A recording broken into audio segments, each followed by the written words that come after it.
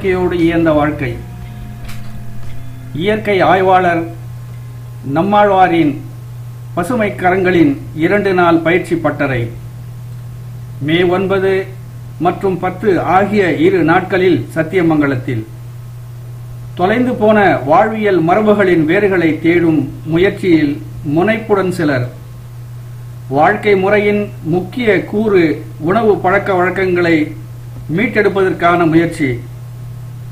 சுயநலத்தை மூலதனமாக்கி பன்னாட்டு நிறுவனங்கள் கட்டற்ற காட்டாற்று வெள்ளமாய் திசை திருப்பியதை மீண்டும் தெளிவான நீரோடையாய் மாற்றுவதற்கான முயற்சி. பல்வேறு அறிஞர்கள், மருத்துவர்கள், இயற்கை ஆர்வலர்கள் என்று ஆலமரத்து விருட்சத்தின் பறவைகளாய் சங்கமித்த நிகழ்வு. இயற்கையோடு இயந்த வாழ்க்கை பகுதி. இந்த முயற்சியை ஆவணமாக்க நண்பர் ஷாகுல் அமீதின் அழைப்பை ஏற்று சென்னையிலிருந்து விழிகள் சார்பாக அடியேன் இக்வான் அமீர், ஒளிப்பதிவாளர் மெஹர் அலியுடன் சத்தியமங்கலம். வணக்கம். என்னுடைய பேர் நாராயணசாமி. நான் பிறந்து வளர்ந்ததெல்லாம் கோவை. ஒரு 100 ஆண்டுகளுக்கு பின்னால் எங்களுடைய சொந்த கிராமத்துக்கு வந்திருக்கிறோம். ஏன்னா என்னுடைய கிராமம் 100 ஆண்டுகளுக்கு முன்னால் இந்த பக்கத்தில் ஒரு 20-15 கிலோமீட்டர்ல எனக்கு சொந்தமான நிலம், 100 ஆண்டுகளுக்கு முன்னால் வாங்கப்பட்ட நிலம் என்று கடைசியில் விவசாயம் சார்ந்த பணிகளுக்கு வர வேண்டும் என்று கோவையிலிருந்து இங்கே வந்துட்டோம். சத்தியமங்கலத்தில் ஒரு சமூக ஆய்வு மையம் என்கிற நிறுவனத்தை வைத்திருக்கிறோம். அதில் பல்வேறு ஆய்வுகளை செய்வதோடு மட்டுமல்லாமல் சுற்றுச்சூழலை பாதுகாப்பதும் இயற்கை வேளாண்மை கொண்டு செல்வதும் என்கிற நிலையில சில பணிகளை செய்து வருகிறோம். குறிப்பாக நாங்கள் இந்த ஊருக்கு வருகிற போது ஒன்றை மையப்படுத்தி இந்த சத்தியமங்கலம் பகுதிக்கு வந்தோம். நாங்கள் செய்த ஆய்வில் கண்டுபிடித்த கண்டுபிடிப்புகளில், அரசுக்கு அறிவித்திருக்கிற பல்வேறு விஷயங்களில், நீர் மேலாண்மையை பாதுகாப்பதில் இந்த தமிழ்நாடு முழுவதும் காலையில் நிறைய பேசுகிற போது சொன்னார்கள், நீர்நிலைகளாம் பால்வெட்டு விட்டதை அப்படின்னு. நொய்யலை பற்றி ஆய்வு செய்தோம், அமராவதியை பற்றி ஆய்வு செய்தோம், பவானியை பற்றி ஆய்வு செய்தோம். இந்த பவானி ஆறு மட்டும் உயிரோடு போய்கொண்டிருக்கிறது, இதை முடித்து கட்டுவிடலாம் என்கிற நிலையில இந்த ஆறை பாதுகாப்போம் என்கிற நிலைக்கு ஐயா சின்னத்தம்பி ஐயா தலைமையில ஒரு பெரிய அமைப்பை, ஒரு பல்வேறு அமைப்புகளை இணைத்து ஒரு அமைப்பு உருவாக்கி இருக்கிறோம். இந்த பவானி ஆறை சேவ் த பவானி ரிவர் என்கிற கோஷத்தை முன்வைத்து இந்த சத்தியமங்கலத்துக்கு ஆபீஸை துவங்கணும். நிறைய ஆட்கள் இணைந்து அடுத்த கட்டத்துக்கு நகர்ந்துட்டு இருக்கு. இப்ப இந்த இயற்கை சூழல் ஆர்வலர்கள் நிறைந்த இந்த பகுதியில காலையில் நிறைய பேசினாங்க. பேசிய சம்பவத்தை ஒட்டி இந்த இயற்கை வாழ்வியல் சூழலை நாம் எப்படி கொண்டு செல்ல இருக்கிறோம். நீங்க வந்தீங்க, சாப்பிட்டோம், போனோம் என்று இல்லாமல் இந்த ஏற்பாடு செய்திருக்கிற இந்த பசுமை கரங்கள் அமைப்புக்கு ஒரு கருத்துரை நீங்கள் முன்வைக்க போகிறீர்கள். இங்க இருக்கிற எல்லாருமே அனைவருமே கடந்து கொள்ளுகிற ஒரு பங்கேற்பு நிகழ்ச்சி, ஒரு ஸ்வாட் அனலைஸ் பண்ண போறோம். ஒரு ஆய்வு கண்ணோட்டத்தோடு இந்த விஷயத்தை நாம் எப்படி கொண்டு செல்ல இருக்கிறோம், கொண்டு செல்வதற்கு நமக்கு எப்படி பலம் இருக்கிறது, பலவீனங்கள் இருக்கிறது, வாய்ப்புகள் எப்படிப்பட்ட வாய்ப்புகள் இருக்கிறது, உண்மையிலே கொண்டு செல்வதற்கு முன்னால் நமக்கு மிகப்பெரிய பயம் இருக்கிறது. Milk, synthetic milk, synthetic milk எப்படி பண்ணிருக்காங்க அப்படின்னு சொல்லிட்டு, அதாவது இந்த முக்கியமா Deepavali time and Dasara time பாத்தீங்கன்னு சொன்னா எங்க போனாலும் உங்களுக்கு நல்ல பால் கிடைக்காது. ஏன்னா எல்லா வீட்லயும் மில்க் ப்ரொடியூஸ் பண்ணிட்டு இருப்பாங்க. என்ன பண்றாங்கன்னா அதுல டிட்டர்ஜென்ட் கூட ரொம்ப, நான் பார்த்த இடத்துல அவங்க ஒரு ஃபேக்டரி மாதிரி வச்சு பண்ணிட்டு இருக்காங்க. அவங்க நிர்மா வாஷிங் பவுடர் அதை போடுறாங்க. எதுக்குன்னா பால் ஆத்துனா நுர வரணும். இதே வேலையை தான் ஆவின்காரங்க பண்ணி மாட்டிட்டாங்க. 2 லாரி மாட்டி கேஸ் ஆச்சு. 2 லாரியே பொது ஜனங்களே புடிச்சிட்டாங்க. பாமாயில் போடுவாங்க, டிட்டர்ஜென்ட் பவுடர் போடுறாங்க, அந்த பாலோட மனம் வரதுக்காக அந்த சென்டட் ஒரு ஃபிளேவர் போடுறாங்க. பாலுங்கிற பேருக்கு 10 லிட்டர்ஸ் மில்க் அவங்க ப்ரொடியூஸ் பண்ணாங்கன்னா 1 கிலோ மில்க் பவுடர் ஆட் பண்றாங்க. மீது எல்லாமே உங்களுக்கு ஃபேட் கண்டென்ட் வரணும், பால் காய்ச்சினா ஆடை கட்டணும், பாமாயில் சேர்த்திடுறாங்க. பால் ஆத்துனா நுர வரணும், அதுக்காக சோப் பவுடர் சேர்த்திடுறாங்க. சோ அதனால பால் குடிக்கிறதா வேண்டாமா நம்ம தான் முடிவு பண்ணிக்கணும். ஆல்டர்னேட்டிவா என்ன குடிக்கலாம், அதுக்கு குழந்தைங்களுக்கு என்ன கொடுக்கலாம், அதுக்கு பதிலா நான் பால் தானே குடுக்குறேன் குழந்தைங்களுக்கு, நம்மளும் என்ன குடிக்கலாம். கொஞ்சம் வளர்ந்த குழந்தைங்கன்னா நீங்க கேழ்வரகுல லிக்விட் மாதிரி பண்ணி கொடுங்க. கேழ்வரகு மட்டும் இல்ல, நிறைய நம்ம சிறுதானியங்கள் போட்டு கஞ்சி கூழ் மாதிரி காய்ச்சி கொடுங்க. பேசிக்கா வந்து நான் genetic engineer. I have done research in genetic engineering, human ஜெனடிக்ஸ்ல ஸ்பெஷலைஸ் பண்ணியிருக்கேன்.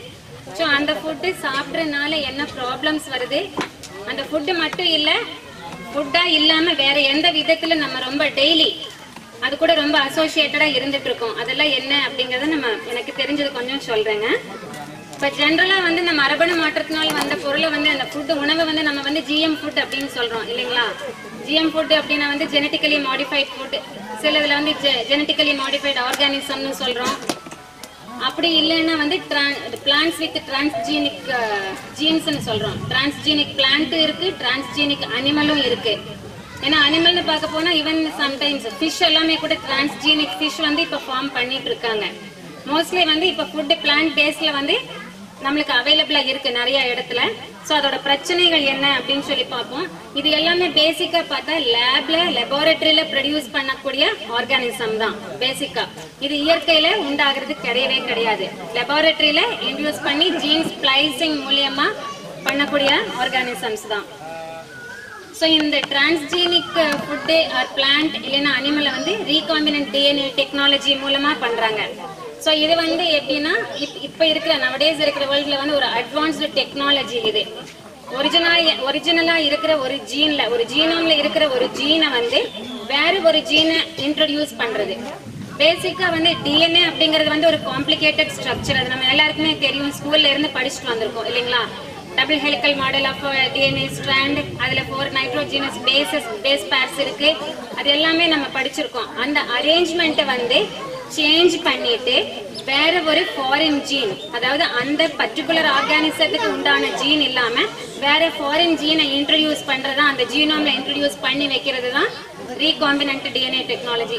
இதுல பாத்தீங்கன்னா இந்த ஜீனோம் வந்து ஒரிஜினல் ஜீனோம் வந்து it is a very very delicate structure. Complicated ஸ்ட்ரக்சரா இருந்தா கூட அது ரொம்ப டெலிகேட்.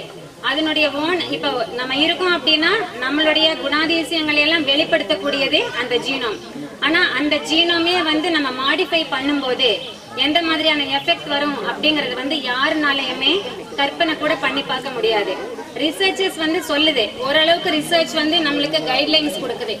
ஆனா அதனுடைய எதிர் விளைவுகள், பின் விளைவுகள் ரொம்ப பயங்கரமானதா இருக்கும் அப்படிங்கறதுதான் லெபார்டரி டெஸ்ட் ரிப்போர்ட்ஸ் எல்லாம் நம்மளுக்கு சொல்லுது. இப்ப சில கம்பெனிஸ் ஜிஎம் ஃபுட்டை வந்து இன்ட்ரோடியூஸ் பண்ணிருக்கிற கம்பெனிஸ் எல்லாம் பாத்தீங்கன்னா அவங்க எல்லாம் பெரிய எம்என்சிஸ் காம்பினன்ட் டெக்னாலஜி.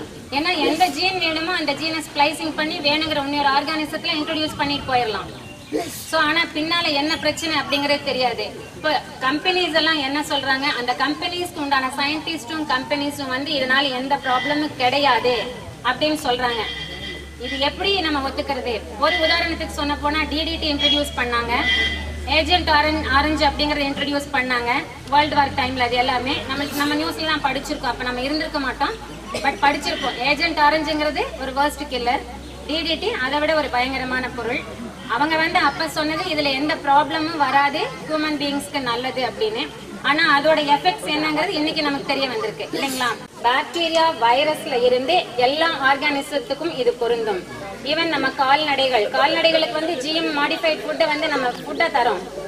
அதுகளுக்கு வந்து உணவு தரோம் இல்லைங்களா, ஹேர் தரோம், கிராஸ், அனிமல் ஃபாடர் தரோம். நம்ம அது கொடுக்கும்போது அந்த ஃபாடரும் கூட சம்டைம்ஸ் ஜிஎம் ஃபுட்டா இருக்கு.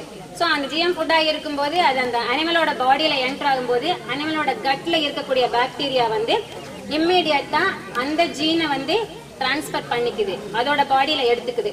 ஸோ அதோட பாடியில அதை எடுத்ததுக்கு அப்புறமா அந்த கவு கொடுக்குற, அந்த பசு கொடுக்குற பாலை தான் நம்ம குடிக்கிறோம். ஸோ அது வந்து அந்த பால்ல வர வாய்ப்பு இருக்குங்களா இல்லையா? வாய்ப்புகள் இருக்கு. அட்லீஸ்ட் ப்ராபபிலிட்டி எடுத்துட்டா கூட 50% ப்ராபபிலிட்டியாவது கண்டிப்பா இருக்கும். அது வந்து நம்மளுக்கு தெரிஞ்சோ தெரியாமையோ நம்ம பாடியில என்டர் ஆயிடுது. ஆனா என்டர் ஆனதுக்கு அப்புறம் என்னென்ன விளைவுகளை உண்டு பண்ணக்கூடியது அது எல்லாமே நம்மளால கற்பனை பண்ணவே முடியாது. இதோட ரிசல்ட் எல்லாமே எதுவுமே நம்மளுக்கு பளிங்கு மாதிரி முன்னால கிடையாது. சாயில் பொல்யூஷன், அதுல வந்து கெமிக்கல் பொல்யூஷன் இருக்கு. அந்த கெமிக்கல் பொல்யூஷனை வந்து கொஞ்ச நாள்ல நம்ம ரெடி பண்ணிடலாம் இப்போ இல்லைங்களா. ஸோ மற்ற பொல்யூஷன் எல்லாமே we can overcome. கொஞ்சம் ஸ்லோ ரேட்லயாவது நம்ம அதை சரி பண்ணிடலாம். பட் இந்த ஜெனட்டிக் பொல்யூஷன் ஆச்சுன்னு சொன்னா அதை எங்கேயும் நம்ம ரீகால் பண்ண முடியாது. இப்ப சில சமயம் கெமிக்கல்ஸ் வெளியில விடுறாங்க, கம்பெனிஸ் விடுறாங்க, அதுல ப்ராப்ளம் இருக்கு அப்படின்னு சொன்னா இமீடியட்டா வித்ட்ரா பண்ணிடுறாங்க, ரீகால் பண்ணிடுறாங்க.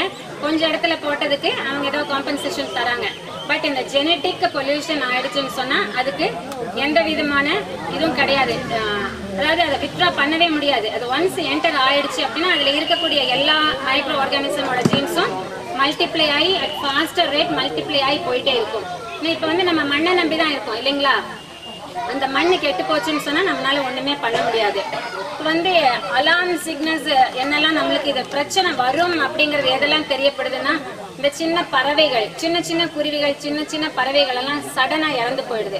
அதாவது இந்த ஜிஎம் பிளான்ஸ் வந்து டிரான்ஸ்ஜீனிக் பிளான்ஸ் இருக்கக்கூடிய பிளான்ஸ் இருக்கிற ஏரியால இருக்கிற சின்ன சின்ன குருவிகள், பட்சிகள் எல்லாம் வந்து திடீர்னு இறந்து போயிடுது. ஒண்ணு. ரெண்டாவது வந்து சில தேன் பூச்சிகள், அந்த ஏரியால இருக்கிற தேன் பூச்சிகள் ஒட்டுமொத்தமா அழிஞ்சிருது. காரணம் என்னன்னா அந்த ஜிஎம் ஃபுட்ல இருக்கக்கூடிய போலன் கிரெயின்ஸ், ஜிஎம் போலன்ஸ், அந்த போலனும் வந்து அந்த டிரான்ஸ்ஜீனை தான் கேரி பண்ணிட்டு இருக்கும்.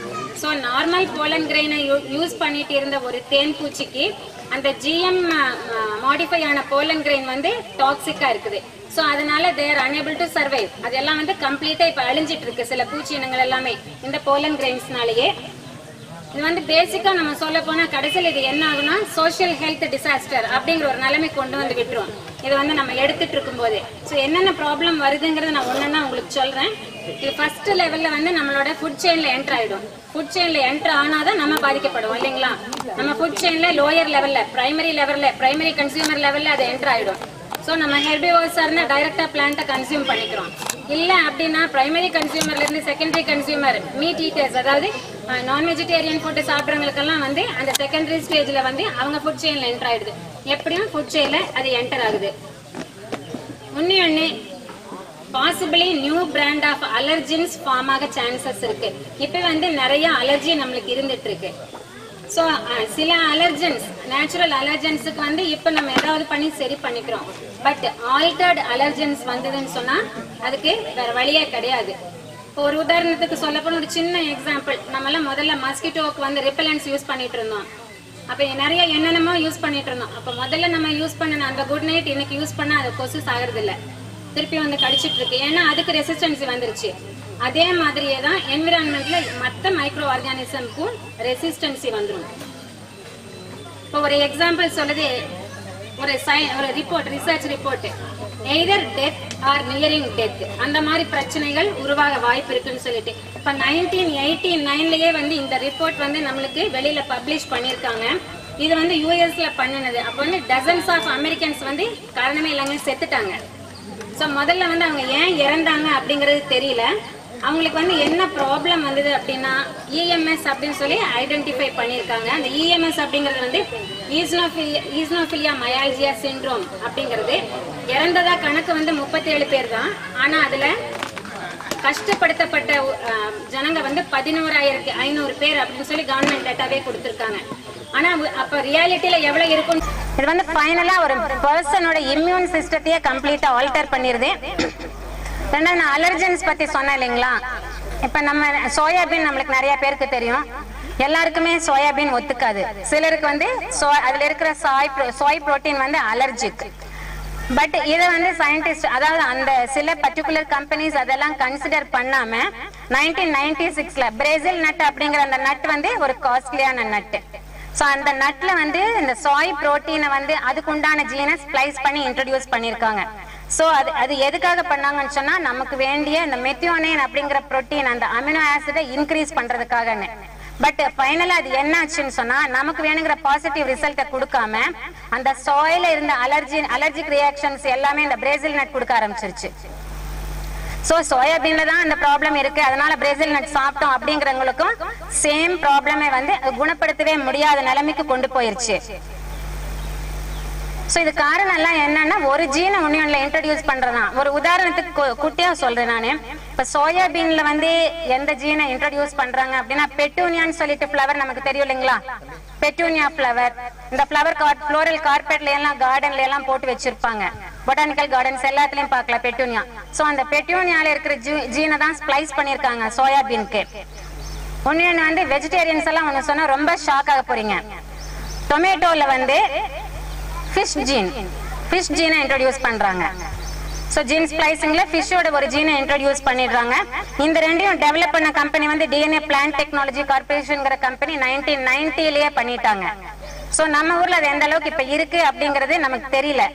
ஏன்னா சில சமயம் வந்து வெளியில இருந்து வராங்க விதை கொண்டு வர்றாங்க, கவர்மெண்ட்டுக்கு தெரிஞ்சோ தெரியாமையோ. ஏன்னா ஏர்போர்ட்ல எங்கூட டிராவல் பண்ணவங்களே நிறைய பேர் கொண்டு வந்திருக்காங்க, இங்க கொண்டு வந்து விதை போடுறாங்க, அது அவங்க வீட்டுல முளைச்சு வருது. அந்த போலன் கிரெயின் வந்து நம்மளுக்கு இருக்கிற நார்மல் பிளான்ட்டை வந்து ஃபெர்டிலைஸ் பண்ணா மறுபடியும் ஜீன் அன்ஸ்டெபிலிட்டி தான். புதுசா ஒரு ஹைபிரிட் மாதிரி ஃபார்ம் ஆகும், அது நமக்கு ஒத்து வராத ஒரு ஒண்ணு. அதே மாதிரி இந்த கார்ன் இருக்கு இல்லைங்களா, மக்காச்சோளம், மக்காச்சோளம்லயும் வந்து ஜிஎம் பிடி கார்ன் இருக்கு. சோ அந்த பிடி கார்ன் வந்து மக்காச்சோளம் தானே நம்ம சாப்பிட்டா அது சரியான அலர்ஜிக் ரியாக்ஷன் கொடுக்குது. சம்டைம்ஸ் நீங்க சாப்பிட்டு இருந்திருக்கலாம், நம்ம ஊர்ல சம்டைம்ஸ் வருது, அதை சாப்பிட்டோம் அப்படின்னாலே நம்ம பெஸ்டிசைடு சாப்பிட்ட வாசனை வரும். அந்த மக்காச்சோளத்தை நீங்க வேக வச்சது எடுத்து வாயில கடிச்சீங்க அப்படின்னு சொன்னா ஏதோ ஒரு பெஸ்டிசைடு அப்படியே நம்ம வாயில அள்ளி கொட்டின மாதிரி ஒரு வாசனை வரும். அது வந்து இந்த டிரான்ஸ்ஜீனிக் ஜீன்னால வர ப்ராப்ளமே தான். அப்புறம் பொட்டேட்டோல வந்து அவங்க என்ன ஜீன் இன்ட்ரோடியூஸ் பண்ணிருக்காங்கன்னா காட் ஃபிஷ்ஷோட ஜீனை இன்ட்ரோடியூஸ் பண்ணிருக்காங்க. அதனால நம்ம இப்ப யாருமே வெஜிடேரியன்ஸ் சொல்லிட்டு காய்கறியை தைரியமா சாப்பிட முடியாது. அன்னோயங்களே நம்ம எல்லாருமே நான் வெஜிடேரியன் ஆயிட்டோம் இந்த மாதிரி ஜீன்ஸ் எல்லாம் எடுத்துக்கிறனால. இப்ப வந்து இந்த பச்சை பட்டாணி இருக்கு இல்லைங்களா, அந்த பச்சை பட்டாணி ஜிஎம் பச்சை பட்டாணி வந்து லேப்ல இதுகளுக்கு எலிகளுக்கு கொடுக்கும்போது அவங்களுக்கு லங் டிசீஸ் வந்துருச்சு, எலிகளுக்கெல்லாம் லங் டிசீஸ் வந்துருச்சு. சோ அதனால வந்து அநேகமா அதை இப்போ மார்க்கெட்ல இன்ட்ரோடியூஸ் பண்ண மாட்டாங்கன்னு நான் நம்புறேன். ஏன்னா அதுக்கு அந்த லெவல்ல வந்து இப்போ நெகட்டிவ் ரிசல்ட் வந்தனால. அதே மாதிரி நம்ம பொதுவா பேசிக்கிறோம் எல்லாம் ஒயிட் சுகர் சாப்பிட வேண்டாங்க, சர்க்கரை சாப்பிட வேண்டாம் அப்படின்னு. பேசிக் ரீசன் என்னன்னா முக்காவாசி சுகர் பீட்ல இருந்து சுகர் எடுக்கிறதுக்கு அந்த சுகர் பீட் வந்து ஜெனட்டிக்கலி மாடிஃபைடு சுகர் பீட் தான். சோ அதனால வந்து ஏற்கனவே ஒயிட் சுகர் நமக்கு ஹெல்த்துக்கு நல்லது இல்ல, இப்ப ஜிஎம் பீட்ல இருந்து வரக்கூடிய சுகர் இன்னுமே அதை விட ஹெல்த் ஹசார்டஸ். இப்ப 1993ல வந்து மான்சான்டோ வந்து ஒரு growth ஹார்மோனை இன்ட்ரோடியூஸ் பண்ணுச்சு. அது வந்து ஈவன் நம்ம ஊர்ல கூட பிராக்டிஸ்ல இருந்தது, இன்னைக்கும் இருக்குதுன்னு தான் நான் நினைக்கிறேன். அதாவது growth ஹார்மோன் வந்து டெய்ரி கவுஸ்க்காக, அது வந்து RBGH சொல்றாங்க. அதாவது bovine growth ஹார்மோன் தான். அந்த growth ஹார்மோன் எதுக்கு கொடுக்கறாங்கன்னு சொன்னா பசு வந்து நிறைய பால் கொடுக்கணும், நிறைய பால் கொடுக்கறதுக்காக. சோ நம்ம ஊர்லயும் எல்லாரும் நம்ம போடுறோம் இல்லைங்களா, நம்ம பசு மாடுகளுக்கு நம்மளும் போடுறோம், ஏன்னா பால் நிறைய கிடைக்கணும் அப்படிங்கறதுக்காக. இப்ப அது வந்து என்ன பண்ணுது அப்படின்னா அதுல இருக்கிற அந்த டிரான்ஸ்ஜீன் நம்ம அந்த பாலை குடிக்கிறோம் இல்லைங்களா, சோ அதோட எஃபெக்ட் நம்மளுக்கு எந்த அளவுல போகுது அப்படின்னா நம்மளுக்கு இருக்கிற colorectal cancer, breast cancer, prostate cancer இது எல்லாமே 2ல இருந்து 4 மடங்கு வரைக்கும் ஜாஸ்தி ஆகுது. ஹையர் ரிஸ்க், நம்ம எல்லாம் ரிஸ்க் ப்ரோன் ஆயிடுறோம். அதனாலதான் சிலர் என்ன சொல்றாங்க, இப்ப பாலே கொடுக்க வேண்டாம். சில டாக்டர்ஸ் சொல்றாங்க குழந்தைங்களுக்கு பாலே கொடுக்க வேண்டாம், இந்த ப்ராப்ளம் வரனாலதான். அதுக்கப்புறம் இன்னொரு ரிசல்ட், இதே ஃபுட்டை சாப்பிட்டு இதே நாளையே அந்த பாலை குடிச்சு இன்னொரு ரிசல்ட் என்ன வந்திருக்குன்னா நம்ம ஸ்பிளீன் நம்மளுக்கு ரொம்ப முக்கியமான உறுப்பு. அந்த ஸ்பிளீன்ல வந்து செல் மாஸ் வந்து 40 to 46% இன்க்ரீஸ் ஆயிடுச்சு. இது இன்க்ரீஸ் ஆச்சுன்னு சொன்னா அது வந்து ஒரு பிளட் டிசார்டர், லுக்கீமியாவுக்கு வழிவகுத்து கொடுத்துரும். சோ இதுவும் அந்த பால்ல வரக்கூடிய அந்த டிரான்ஸ்ஜீனிக் growth ஹார்மோனால வரதுதான்.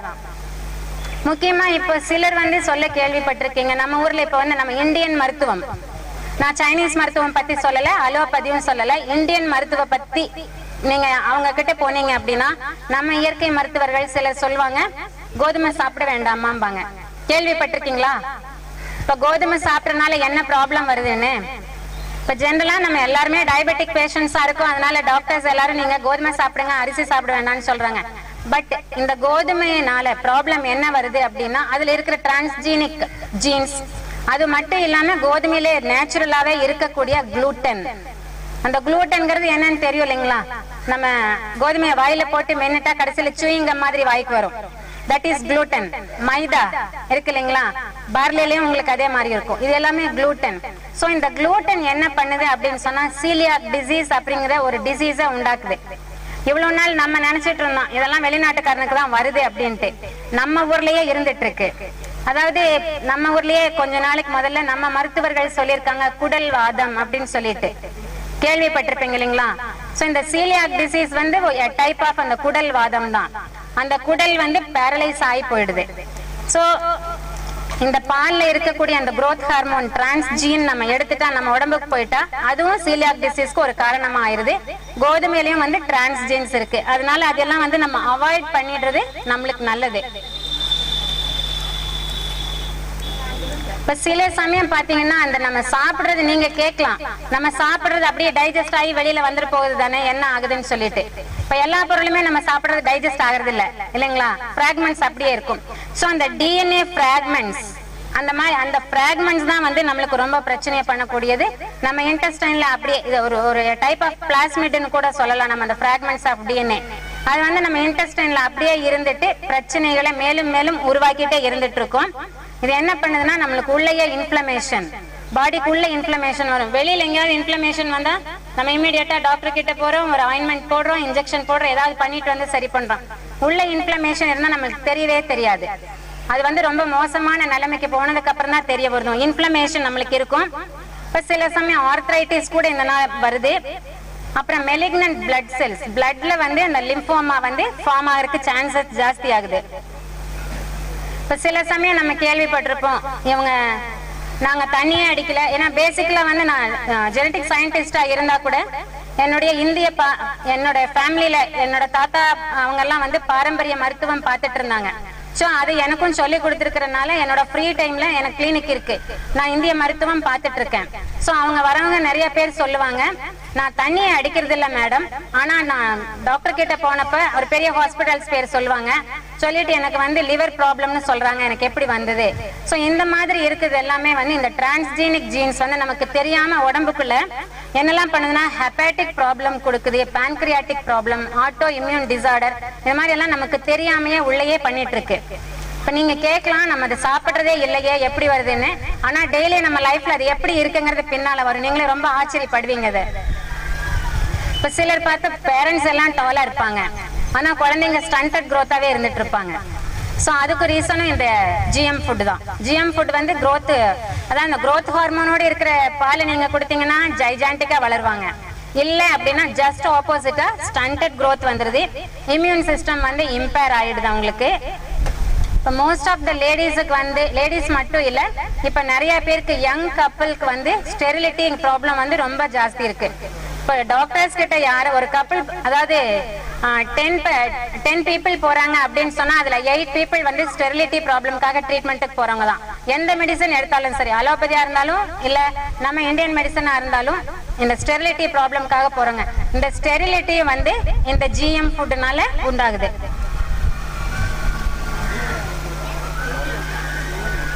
இப்ப நம்ம எல்லாம் கேள்விப்பட்டிருப்போம் இல்லைங்களா, எய்ட்ஸ் வைரஸ் கேள்விப்பட்டிருக்கோம். சோ எய்ட்ஸ் வைரஸ் வந்து அது ஒரு டைப் ஆஃப் ரெட்ரோ வைரஸ் தான். இப்ப வந்து இந்த டிரான்ஸ்ஜீன்ஸ் நம்ம எடுத்துட்டு இந்த இதுல நம்ம சிஸ்டத்துல இருக்கும் போது வேற நல்ல வைரஸ் வந்து அந்த டிரான்ஸ்ஜீனை எடுத்துருச்சு, அந்த டிஎன்ஏ ஸ்ட்ராண்டை எடுத்துருச்சு அப்படின்னு சொன்னா ஆனா 8 hours அது வந்து எக்ஸ்சேஞ்ச் பண்ணிக்குது அவ்வளவு ஃபாஸ்டர் ரேட்ல. சோ அப்ப என்ன ஆகுது, அது பேரா ரெட்ரோ வைரஸா மாறிடுது.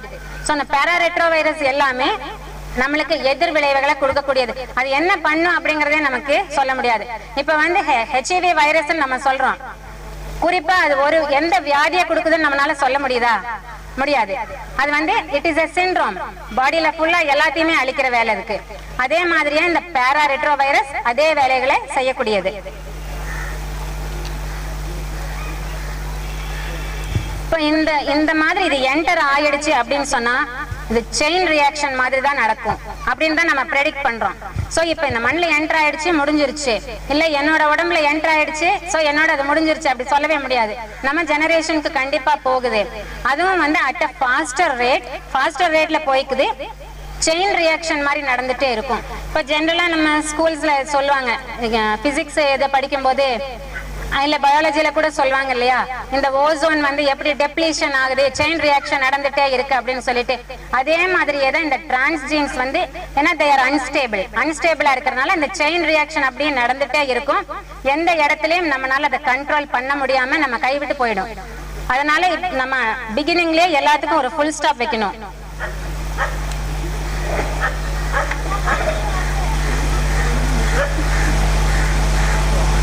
இப்ப நான் சொன்ன மாதிரி அந்த டிரான்ஸ்ஜீனிக் வைரஸ் வந்து நம்மளுக்கு என்டர் ஆகுறது மெயினா இப்போதைக்கு என்டர் ஆகுறது வந்து நம்மளுக்கு பால் மூலியமா தான். நம்ம எல்லாருமே பால் குடிக்கிறோம் இல்லைங்களா. சோ அந்த பால்ல வந்து கண்டிப்பா எல்லா ஃபார்மரும், நானும் பசு வச்சிருக்கேன், ஆனா எனக்கு தெரியாம என்னோட ஃபார்ம்ல இருக்கிறவங்க ஊசி போடுறாங்களாம். ஏன்னா நம்ம இதுக்காகவே நான் இப்ப BF Tech சேர்ந்து படிச்சுட்டு இருக்கேன் அக்ரி யூனிவர்சிட்டியில. ஏன்னா கொஞ்சமாவது நம்மளுக்கு அந்த விவசாய அனிமல்ஸ் பத்தி மூளை இருந்தா நம்மள அவங்க ஏமாத்த மாட்டாங்களேன்ட்டு. அவங்க போய் நம்ம சொன்னா, என்னம்மா இப்படி சொல்றீங்க, ஊசி போடலினா பாலே கறக்காது, நீங்க மாடு வாங்கின காசு உங்களுக்கு கிடைக்காது அப்படிம்பாங்க நம்ம வேலை செய்யறவங்க. அதுக்காக ஊசி போடுறாங்களாம். பட் அது பிரச்சனை நம்மளுக்கு தான் கொடுக்குது. அந்த பாலை நம்ம குடிக்கிறோம், கண்டிப்பா நம்மளுக்கு நம்ம ஜெனரேஷனுக்கு வந்து அது பிரச்சனையை உருவாக்கிட்டே தான் இருக்கு. ஒன்னொரு ஷாக்கிங் நியூஸ் என்னன்னா, ஃபீட்டஸ்ல இப்ப ரீசெண்டா 2011ல கிடைச்ச ரிசர்ச் ரிப்போர்ட், ஒரு ஃபீட்டஸை டெஸ்ட் பண்ணும்போது அந்த ஃபீட்டஸ்ல வந்து ஃபீட்டஸ் வந்து வெல் ப்ரொடெக்டட் இல்லைங்களா, அது வந்து ஒரு மதரோட யூட்ரஸ்ல ரொம்ப வெல் ப்ரொடெக்டடா இருந்துட்டு இருக்கு. ஆனா அதையும் தாண்டி அந்த ஃபீட்டஸ்ல வந்து இந்த டிரான்ஸ் ஜீன் இருக்கு. சோ அந்த டிரான்ஸ் ஜீனை தான் வந்து நம்ம என்ன சொல்றோம்னா ஜீனோபயோட்டிக், அதாவது ஃபாரின் ஜீன் வந்து அதுல என்டர் ஆயிடுச்சு. சோ அது யார் மூலியமா போயிருக்கும், அந்த ஃபீட்டஸ்க்கு அம்மா மூலியமா தான் போயிருக்கும், மதர் ஏதோ சாப்பிட்டிருக்காங்க. சோ அந்த மாதிரி போயிட்டு இருக்கு. சோ அந்த ஃபீட்டஸ்க்கு வந்து அது தெரியாமையே it is a carrier to the xenobiotic. So அந்த குழந்தை பிறந்து டெஃபினட்டா அதோட ஜெனரேஷனுக்கு வருமா வராதா, அந்த ஜீன் எங்கேயும் அழிஞ்சு போகாது, ஜீன் சாகவே சாகாது, வந்துட்டே தான் இருக்கும். சோ அது வந்து அப்படியே கண்டினியூ ஆயிட்டே இருக்கு. ஃபீட்டஸ்ல போய் ரீச் ஆயிடுச்சுன்னா அதோட எஃபிஷியன்சி எப்படி இருக்குன்னு நீங்க நினைச்சு பாத்துக்கோங்க. பொன்னியன் இப்ப வந்து நம்ம எல்லாம் எல்லா ஃபார்மர்ஸுமே நம்ம ரவுண்ட் அப் யூஸ் பண்றோம் இல்லைங்களா. ஆர்கானிக் ஃபார்மர்ஸ் தவிர எந்த ஃபார்மர் கேட்டீங்கன்னாலும் களையெல்லாம் எப்படி கொல்றீங்கன்னு சொன்னா களை கொல்லி ரவுண்ட் அப் தான் யூஸ் பண்றேன் நாங்க. பேசிக்கா வந்து அந்த ரவுண்ட் அப் ஃபர்ஸ்ட் வந்து ஃபார்ம் பண்ணவன் மொன்சாண்டோ. அவன் பண்ணனதும் BT வச்சுதான் பண்ணிருக்கான். பேசிலஸ் துரிஞ்சியன்சிஸ் அப்படிங்கிற பாக்டீரியாவை வச்சுதான் அவன் அதை பண்ணதே. அது வந்து BT டாக்ஸின் அப்படின்னு சொல்ற பேரோட இருக்கு. சோ அந்த BT டாக்ஸின் வந்து ஒரு லேபர் அடிக்கிறாங்க, ஸ்ப்ரே பண்றாங்கன்னு சொன்னா அவங்களுக்கு பாடி ஃபுல்லா ப்ராப்ளம் வருது. எப்படின்னா அங்க ஸ்ப்ரே பண்ணும்போது they are inhaling, அந்த இன்ஹேல் பண்றதுல தென் த்ரூ ஸ்கின்லயும் பெனிட்ரேஷன் நடக்கும், அவங்களுக்கு பாடி ஃபுல்லா ப்ராப்ளம் வருது. அந்த ப்ராப்ளம் சரி பண்ணவே முடியறது கிடையாது. எதனால வந்ததுன்னு அவங்களுக்கு சொன்னா ஒத்துக்க மாட்டாங்க. ஆனா எதனாலயோ வந்துருச்சு, எப்படியோ வந்துருச்சுன்னு திருப்பி அந்த மருந்து தான் அடிக்கிறாங்க. நிறைய ஃபார்மர்ஸ் அந்த வேலை பண்ணிட்டு இருக்காங்க. சோ ஒன்னு அந்த ரவுண்ட் அப்போட ரொம்ப நம்மளுக்கு பயமூட்டக்கூடிய ஒரு தகவல் என்னன்னா, அது ஜீனோ ஈஸ்ட்ரோஜனா வேலை பண்ணுது. ஈஸ்ட்ரோஜன்னா என்ன நமக்கு தெரியும் இல்லைங்களா, நம்மளோட ஃபீமேல் ஹார்மோன். ஃபீமேலுக்கு வந்து ஈஸ்ட்ரோஜன் லெவல் ப்ராப்பரா இல்லைன்னா நம்ம ஒரு ஃபெமினைனாவே இருக்க முடியாது, பாடியில ரொம்ப ப்ராப்ளம் வரும். இப்ப இந்த BT டாக்ஸின் வந்து இந்த ஜீனோ ஈஸ்ட்ரோஜனா, அதாவது அது மாதிரி மிமிக் பண்ணுது, அந்த ஒரிஜினல் ஈஸ்ட்ரோஜன் மாதிரி மிமிக் பண்ணுது. மிமிக் பண்ணும்போது என்ன ஆகும், நம்ம பாடியில வேண்டாத சைடு எஃபெக்ட்ஸ் வரும். ஒரிஜினல் ஈஸ்ட்ரோஜனுக்கும் இதுக்கும் மாடிஃபைடு இதுக்கும் டிஃபரன்ஸ் இருக்கு. சோ வேண்டாத ஹெல்த் ப்ராப்ளத்துல எல்லாம், அதாவது யூட்ரஸ் ப்ராப்ளம் ரொம்ப ஹையர் ரேட்ல வருது. Cancer, uterus cancer, breast cancer, அந்த ஈஸ்ட்ரோஜன் ரிலேட்டடா இருக்கிற எல்லா ப்ராப்ளமே ஒரு லேடிக்கு உண்டாகுது. இது மட்டும் இல்லாம பார்க்கின்சன்ஸ் டிசீஸ், அல்சைமர் டிசீஸ், இது எல்லாமே இப்ப நம்ம நாட்டுல இருந்துட்டு தான் இருக்கு. சோ அதுக்கு வந்து மெடிகேஷன் கிடையாது. இருக்குன்னு அலோபதியில சொல்லுவாங்க, அடிச்சு சொல்லுவாங்க. ஆனா 100% மெடிகேஷன் கிடையாது. நம்ம பைசாவை தான் செலவு பண்ணிட்டு வருவோம். சோ அதையும் வந்து இது இன்க்ரீஸ் பண்ணிடுது BT டாக்ஸின். நான் அப்படியே சொன்ன மாதிரி சாயில் வந்து டாக்ஸிக் லெவலுக்கு வந்துருது. சாயில் டாக்ஸிசிட்டி இன்க்ரீஸ் ஆகுது. ஏன்னா அந்த bacteria or any micro organism அந்த ஜீனோபயோட்டிக்கோட சாயில்ல என்டர் ஆச்சுன்னா அங்க இருக்கக்கூடிய நம்மளுக்கு இருக்கிற அந்த பாசிட்டிவ் என்ன சொல்றது யூஸ்ஃபுல் மைக்ரோ ஆர்கானிசம்ஸ், அந்த நைட்ரஜன் ஃபிக்சிங் பாக்டீரியா அந்த மாதிரி இருக்கிறது எல்லாமே ஆல்டர் ஆயிருது. அதோட ஜீன் லெவல்ல அந்த ஜீனோம் கம்ப்ளீட்டா ஆல்டர் ஆயிருந்தால அதோட கெப்பாசிட்டி அதை இழந்துருது. நைட்ரஜன் சாயில்ல பிக்ஸ் பண்ண முடியாம சாயில் ஸ்டிரைலா மாறி போயிடுது. சோ இது வந்து நம்மளுக்கு ஒரு ஜெனட்டிக்கலி மாடிஃபைடு பாக்டீரியம், அது வந்து லெப்சிலியா பிளான்டிகோலா அப்படிங்கிற ஒரு பாக்டீரியாவை வச்சுதான் நம்மளுக்கு இந்த ரிசல்ட் கிடைச்சிருக்கு.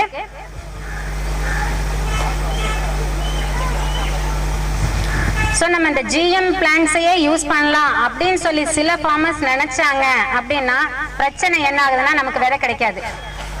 ஒரு நாள் விதையே இல்லாம போயிடும். இப்ப நிறைய இந்த பசுமை கரங்கள் மாதிரி நிறைய பேர் இருக்காங்க. அவங்க எல்லாருமே இந்த பாரம்பரிய விதைகளை தேடி தேடி நோக்கி பயணம் பண்ணிட்டு இருக்காங்க. அதுக்கு காரணம் இதுதான். இப்ப நம்ம வந்து GM பிளான்ட்ஸை யூஸ் பண்ண ஆரம்பிச்சிட்டோம்னா அந்த கம்பெனிக்காரங்கிட்ட இருந்துதான் எல்லாத்தையுமே வாங்கி நம்ம நட்டணும். இல்ல நம்ம சொந்தமா நம்ம ஏதாவது விதை போடணும்னா நம்மளுக்கு விதை கிடைக்காது. விதை ஒரு நாளைக்கு எக்ஸ்டிங்க்ட் ஆயிடும், விதைகளே இல்லாம போயிடும். அதுக்கப்புறம் அந்த பியூரிட்டி இருக்காது. இப்ப நான் சொன்ன மாதிரி நம்ம ஒரு கண்ட்ரி வெரைட்டி போட்டோம் அப்படின்னா அந்த வெரைட்டி நம்மளுக்கு பியூர் ஃபார்ம்ல கிடைக்கும். ஆனா இந்த டிரான்ஸ்ஜீனிக் பிளான்ட்ஸ் இருந்ததுன்னு சொன்னா ஜெனடிக் இம்பியூரிட்டி கிடைக்காது, டெஃபினட்டா அது மாறி போயிடும். அதை வந்து நம்ம முதல்ல ஹைபிரிட்னு சொல்லிட்டு இருந்தோம். அந்த ஹைபிரிட் வந்து அந்த ஜிஎம் இல்லாம யூஸ் பண்ணிட்டு இருந்தாங்க. பட் இப்ப ஜிஎம் லெவலுக்கு வந்தனால அது கண்டிப்பா டாக்ஸிக்ஸ் தான் வந்து ப்ரொடியூஸ் பண்ணுவது. அதுக்கப்புறம் ஒன்னு ப்ரெடிக்ஷன் என்னன்னா, இப்ப பெஸ்டுக்காக மருந்து அடிக்கிறாங்க இல்லைங்களா, ஸ்ப்ரே. சோ சூப்பர் பெஸ்ட் வந்துடும் அப்படின்னு சொல்லி சயின்டிஸ்ட் எல்லாம் பயப்படுறாங்க. குட்டி கொசு நம்மளை கடிச்சிட்டு இருந்தப்போ ஒரு லெவலுக்கு யூஸ் பண்ணோம், ஒரு கொசு வறுத்தி யூஸ் பண்ணோம்.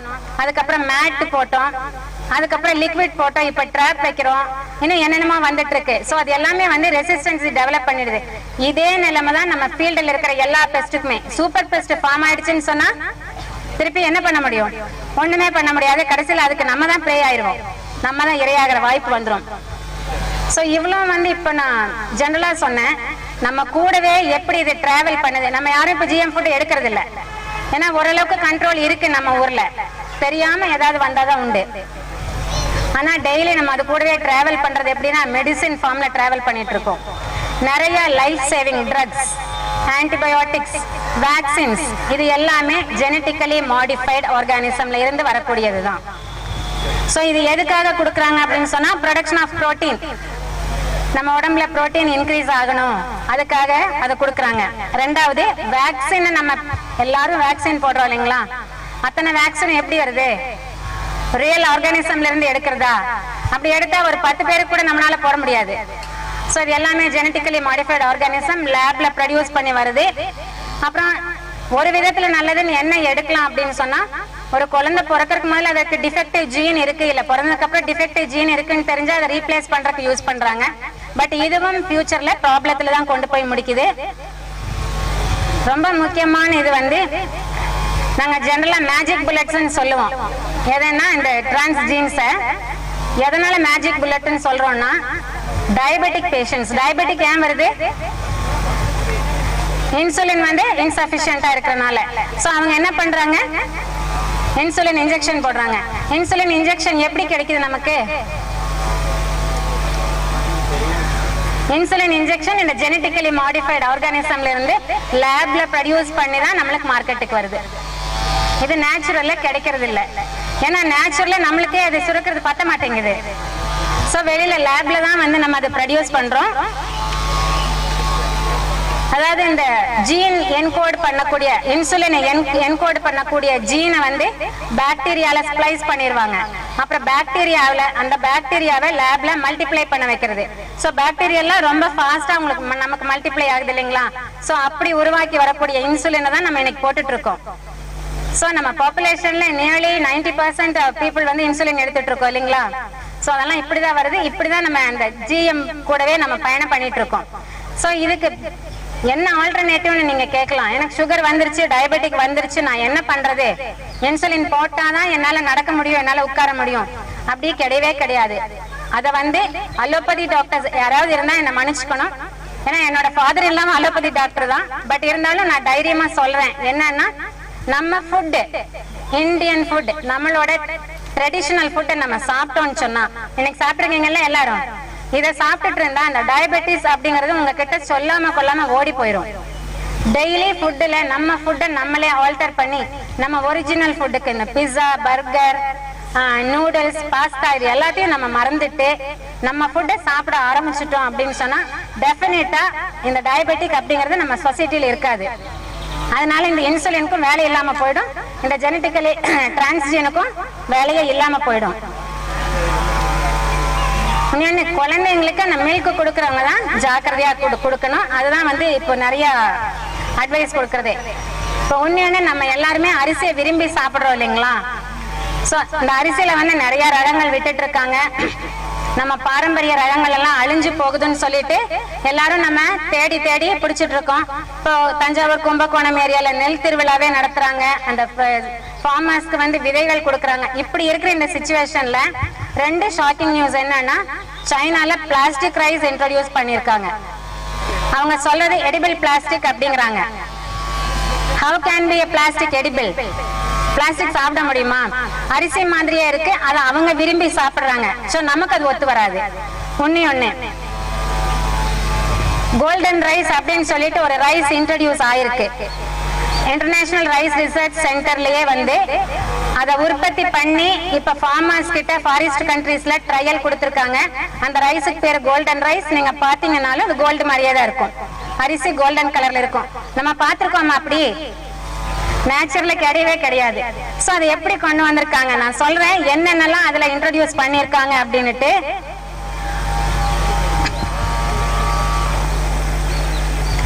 வைல்ட் பீன்ஸ்ல இருந்து ஒரு ஜீன் எடுத்திருக்காங்க. ஏன்னா அதாவது இப்ப நம்ம பேலன்ஸ்டு ஃபுட் சாப்பிடணும்னு சொன்னா சாதம் போட்டு அதுக்கு சாம்பார் நம்ம பருப்பு வச்சு காய்கறி போட்டு எல்லாமே தயிரில இருந்து நம்ம சாப்பிட்டா நம்மளுக்கு பேலன்ஸ்டு ஃபுட் எல்லா நியூட்ரியன்ஸும் கிடைக்குது. இப்ப இந்த கோல்டன் ரைஸோட இன்ட்ரோடக்ஷன் எதுக்கு வருதுன்னா எல்லாமே அந்த ரைஸ் நீங்க குழம்பெல்லாம் வைக்க வேண்டாம், சாப்பாடு மட்டும் வேக வச்சு சாப்பிட்டுக்கோங்க, எல்லாம் கிடைச்சிரும் அப்படிங்கறதுக்காக. சோ அதுல என்னெல்லாம் போட்டிருக்காங்கன்னா வைல்டு பீன்ஸ்ல இருக்கிற ஜீன் எடுத்திருக்காங்க. சோ வைல்டு பீன் வந்து நம்ம சாப்பிடுவோமா இல்லையான்னு நமக்கு தெரியாது. அது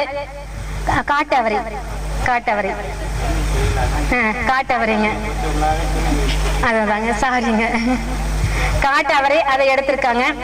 ரெண்டாவது வந்து ஆஸ்பர்ஜில்லஸ் ஃபங்கஸ். நமக்கு தெரியும் ஆஸ்பர்ஜில்லஸ், ஏதாவது ஒரு பொருளை நம்ம தெரியாம மறந்து ஒரு 4 நாள் வச்சுட்டோம்னா அதுல பூஞ்சி வந்துருது. சோ அதுல ஒரு டைப் தான் இந்த ஆஸ்பர்ஜில்லஸ் ஃபங்கஸ். அந்த ஆஸ்பர்ஜில்லஸ் இருந்த ஒரு ஜீனையும் இந்த ரைஸ்ல இன்ட்ரோடியூஸ் பண்ணிட்டாங்க. அதுக்கப்புறம் வைல்டு ரைஸ், காட்டு அரிசி. அது வந்து நம்ம சாப்பிடல. காட்டு அரிசிங்கிறது வந்து காடுகள்ல முளைச்சிருக்கிறது, யாருமே சாப்பிடாம விட்டது, ஜீரணிக்கிற தன்மை குறைவுன்னு சொல்லிட்டு. ஆனா அதுல இருக்கக்கூடிய ஒரு ஜீனையும் எடுத்து இன்ட்ரோடியூஸ் பண்ணிட்டாங்க. ரெண்டாவது டேஃபோடில் அப்படிங்கிற ஒரு ஃபிளவர் இருக்குங்களா, நம்ம ஊர்ல டேஃபோடில் அதிகமா இல்ல. அந்த டேஃபோடில் பார்த்து இந்த கோல்டு பொன்னரளி பூ மாதிரி இருக்கும். பொன்னரளி பூவே விஷம் தான் இல்லைங்களா? அது சூசைட் பண்றவங்க எல்லாம் சாப்பிடுவாங்க, நான் கேள்விப்பட்டிருக்கேன். அதுவே விஷம். சோ அந்த மாதிரி இருக்கக்கூடிய ஒரு பொருள்ல ஒரு பூவுல இருந்து ஒரு ஜீன் எடுத்திருக்காங்க. சோ இது எல்லாத்தையும் எடுத்து ஒரிஜினல் ரைஸோட ஜீனை ரீப்ளேஸ் பண்ணிட்டாங்க. எதுக்குன்னு கேட்டா உங்களுக்கு வேணுங்கிற விட்டமின்ஸ், புரோட்டீன் எல்லாமே உங்களுக்கு இதுல கிடைக்கும். அதுக்காக இப்ப ட்ரையல் இருந்துட்டு இருக்கு. நான் நம்புறேன் நம்ம நாட்டுல அதை உள்ள வர விட மாட்டோம்னு சொல்லிட்டு. உள்ள வந்தது அப்படின்னு சொன்னா எல்லா ஹாஸ்பிட்டல்லையும் இருக்க இடம் இருக்காது, அந்த அளவுக்கு ஆயிடும். இப்ப மேற்கொண்டு பாத்தீங்கன்னா நம்மளுக்கு தெரியாமலே நிறைய நம்ம வெளியில முக்கியமா ஃபாரின் போய் வரவங்க தெரிஞ்சுக்க வேண்டியது என்னன்னு சொன்னா பார்லி, ஓட்ஸ். நம்ம ஓட்ஸ் குடிக்கிறோம் இல்லைங்களா? யாரை கேட்டாலும் நான் பாடி மெயின்டைன் பண்றதுக்கு ஓட்ஸ் குடிக்கிறேங்கிறாங்க. அந்த ஓட்ஸ் வந்து அப்ராட்ல இருந்து தான் வருது, நம்ம ஊர்ல கல்டிவேட் பண்றது இல்ல நம்ம. சோ அதுலயும் இட் இஸ் கேரிங் டிரான்ஸ்ஜீன்ஸ். டிரான்ஸ்ஜீனோட தான் வருது. நம்ம காலையில டயட் நம்ம பாடி ஃபிட்டிங்கா வச்சுட்டு அதை குடிக்கிறோம். அதை விட்டுட்டு நீங்க வரகு, சாமி, திணைய சாப்பிடுங்க, அதுவும் உங்களுக்கு ஃபிட்டிங்கா இருக்கும். அதனால நம்ம பொருளுக்கே நம்ம திரும்பி வருவோம். நம்ம தாத்தா பாட்டிகள் எப்படி இருந்தாங்களோ அந்த நிலைமைக்கே திரும்பி வந்தா எந்த பிரச்சனையுமே நம்மளுக்கு வராது.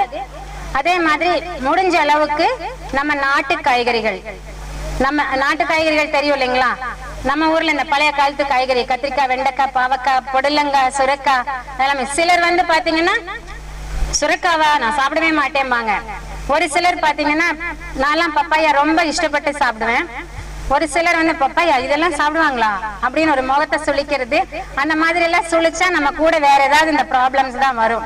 சோ நம்ம ட்ரெடிஷனல் ஃபுட் நம்ம சாப்பிட்டுட்டு இருந்தோம் அப்படின்னு சொன்னா இந்த ப்ராப்ளம்ஸ் வராம நம்ம ஓரளவுக்கு அவாய்ட் பண்ணிக்கலாம். ஈவன் இப்ப வந்து ஆப்பிள்ல கூட அந்த மாதிரி வந்திருக்கு. Apple, pineapple, ground nut, sunflower. யாருக்கிட்ட நம்ம எந்த டாக்டர் கிட்ட, அலோபதி டாக்டர் கிட்ட போனாலும் என்ன சொல்றாங்க? உங்களுக்கு கொலஸ்ட்ரால் இருக்கு, என்ன சாப்பிடுங்க? சன்ஃபிளவர் ஆயில் சாப்பிடுங்க அப்படிங்கிறாங்க. சோ அந்த சன்ஃபிளவர் டிரான்ஸ்ஜீனிக் ஜீன்ஸோட தான் இருக்கு. ஜிஎம் அதெல்லாமே ஜிஎம் பிளான்ட்ஸ். சோ அதுல இருந்து நமக்கு வர்ற ஆயில் நம்ம சாப்பிட்டா டெஃபினட்டா we will be the carrier. இப்ப நிறைய ஹாஸ்பிட்டல்ல போகும்போது நம்ம ஹார்ட் அட்டாக் வந்தாலோ ஏதாவது ப்ராப்ளம் வந்தாலோ போன உடனே இன்ஜெக்ஷன் போடுறாங்க இல்லைங்களா? இன்ஜெக்ஷன் போட்டா நம்மளுக்கு உடனே நல்லா இருது, இல்லைன்னு சொல்லல. அதாவது நம்ம அவசர ஆத்திரத்துக்கு அது கை கொடுக்குது. இப்ப அதுலயும் வந்து எதுக்கு போடுறாங்க அப்படின்னு சொன்னா ஹார்ட் அட்டாக் வந்த பேஷண்ட்ஸ்க்கு ஆன்டி கொயாகுலண்டா இன்ஜெக்ஷன் போடுறாங்க. அதுவும் ஜெனட்டிக்கலி மாடிஃபைடு. அந்த மெடிசின் இட் இஸ் கேரிங் டிரான்ஸ்ஜீன்ஸோட தான் அந்த இன்ஜெக்ஷன் இருக்கு. அதுக்கப்புறமா ஹீமோஃபிலியா டிசார்டர் இருக்கு இல்லைங்களா? Blood disorder haemophilia. அந்த ஹீமோஃபிலியாக்கு கொடுக்கக்கூடிய இன்ஜெக்ஷனும் ஃபேக்டர் 8 சொல்ற அந்த இன்ஜெக்ஷனும் டிரான்ஸ்ஜீன் தான் வச்சிட்டு இருக்கு. அதே மாதிரி டுவார்ஃபிசம், இப்ப நிறைய பாய்ஸ் பாத்தீங்கன்னு சொன்னா அவங்க என்ன பண்றாங்க, எங்கிட்ட வருவாங்க ட்ரீட்மெண்ட்க்கு, என்ன கேட்பாங்க, மேடம் நான் டால் ஆகணும், நான் ஷார்ட்டா இருக்கேன் டால் ஆகணும், என்ன எக்ஸசைஸ் பண்ணாலும் டால் ஆக முடியல. அந்த மாதிரி இருக்கிறவங்க இன்ஜெக்ஷன் போட்டுக்கிறாங்க growth ஹார்மோன், ஹைட் அதிகமா இருக்காக. அந்த ஹார்மோன் வந்து டிரான்ஸ்ஜீனோட தான் இருக்கு. சோ இதுக்கு எல்லாமே நம்ம எப்படி சொல்யூஷன், நான் சொன்ன மாதிரி நம்ம ஃபுட் நம்ம சாப்பிட்டுக்கணும். நம்ம மட்டும் இல்ல, நம்மளோட கால்நடைகளுக்கும் நம்ம ஜெனட்டிக்கலி மாடிஃபைட் ஃபுட்டை கொடுக்காம இருந்தோம்னு சொன்னா டெஃபினட்டா அது நமக்கு என்டர் ஆகாது. நமக்கு நாம தான் காப்பாத்திக்கணும். சோ ஏதோ எனக்கு தெரிஞ்ச கொஞ்சம் உங்களுக்கு நான் சொன்னேன். வாய்ப்பு கொடுத்ததுக்கு ரொம்ப நன்றிங்க சார்.